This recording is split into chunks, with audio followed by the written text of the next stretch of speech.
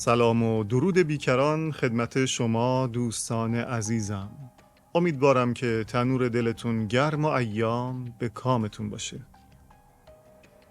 در این ویدیو هم با یک ماجرا و پرونده عبرت‌آموز دیگه‌ای در خدمتتون هستیم. این ماجرا مربوط میشه به دختر نوجوانی که متاسفانه بازیچه ی هوس‌بازی‌های تازه داماد خانواده قرار میگیره. امیدوارم که از تماشای ویدیو لذت ببرید.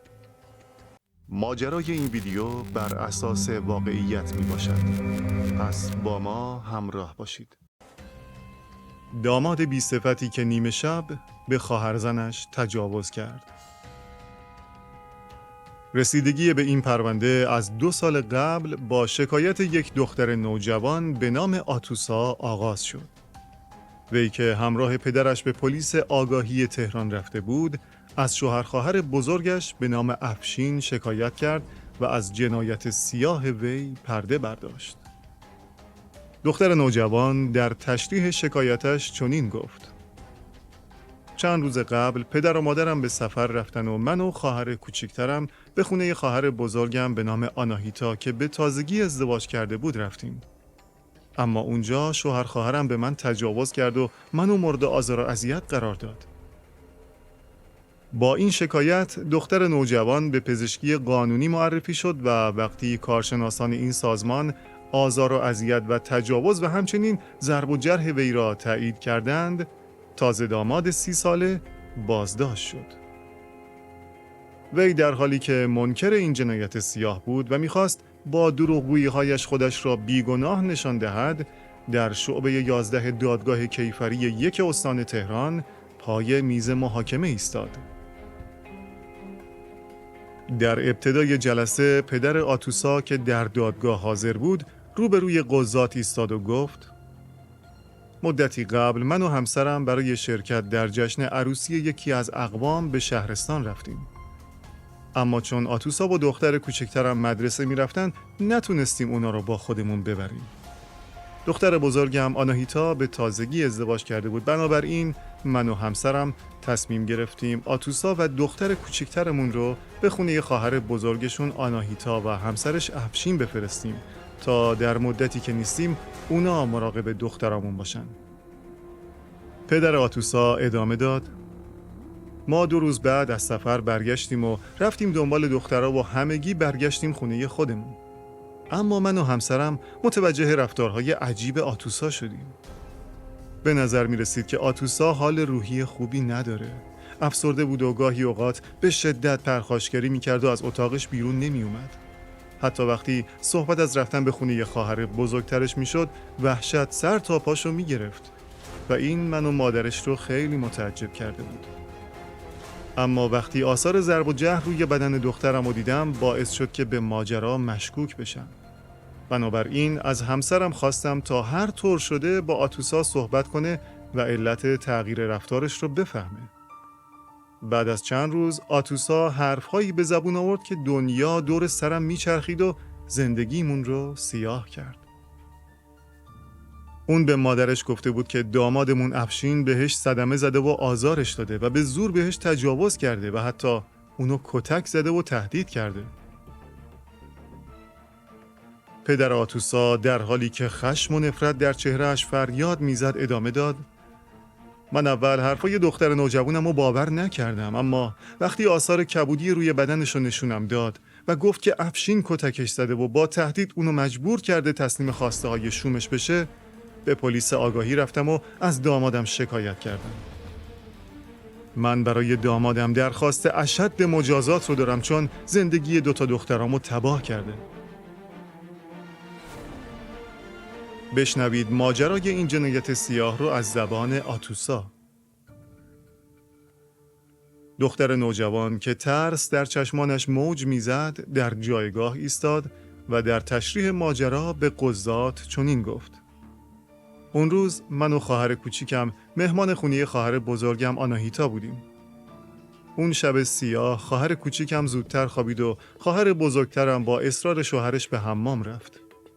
وقتی من با افشین تو اتاق تنها شدیم، اون برام چاقو کشید و میخواست منو مورد آزار و اذیت قرار بده. اولش فکر کردم داره با هم شوخی میکنه، اما وقتی دیدم داره بدنمو لمس میکنه شروع به مقاومت کردم و نمیخواستم به خواسته هاش تن بدم. اما اون وقتی مقاومت منو دید به شدت کتکم زد و آزارم داد و بعد با تهدید چاقو به هم تجاوز کرد. بعد منو تهدید کرد که در این باره به کسی حرفی نزنم وگرنه هر طور شده منو میکشه. این دختر در حالی که به شدت اشک میریخت گفت من برای افشین حکم اعدام میخوام. سپس متهم یعنی افشین روبروی قضات ایستاد و اتهامش را نپذیرفت. این متهم سعی کرد با دروغگویی‌هایش خودش را بیگناه جلوه بدهد. اما بشنوید ادعای عجیب افشین در دادگاه را. افشین که به تازگی داماد این خانواده شده بود در جایگاه قرار گرفت و گفت وقتی پدر و مادر همسرم آتوسا و خواهر کوچکترش رو به من و همسرم سپردن ما به خوبی از اونا مراقبت کردیم. اون شب آتوسا انتهای شب میخواست بدون اجازه و به تنهایی از خونه بیرون بره که همسرم مانعش شد و بهش اجازه نداد تا جایی که کار به دعوا کشید. افشین ادامه داد از اونجایی که آتوسا قهرمان ورزش رزمیه موقع دعوا با همسرم آناهیتا رو به شدت کتک زد و من به ناچار دخالت کردم و آتوسا رو کتک زدم. اما من تنها از همسرم دفاع کردم و قصد دیگه‌ای نداشتم. این متهم درباره آزار و اذیت و تجاوز به دختر نوجوان چنین گفت آتوسا قبلا فیلمای برهنه و نیمه برهنه زیادی از خودش برام فرستاده بود و به هم ابراز علاقه کرده بود و من به زور اونو آزار ندادم و این رابطه میل خودش بوده. این متهم در ادامه ادعای بسیار عجیبی را مطرح کرد و گفت مادر زنم مدتی قبل از من پول زیادی قرض گرفته بود و سر همین موضوع با هم اختلاف مالی داشتیم.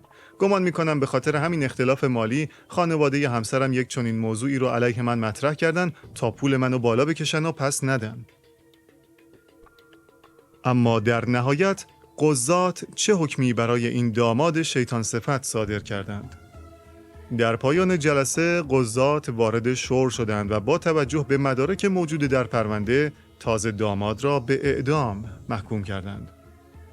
با اعتراض تازه داماد به حکم صادره، پرونده در دیوان عالی کشور تحت رسیدگی موشکافانه قرار گرفت و در نهایت حکم اعدام افشین در دیوان عالی کشور هم مهر تایید خورد تا این جوان هوسباز به جزای خودش برسد.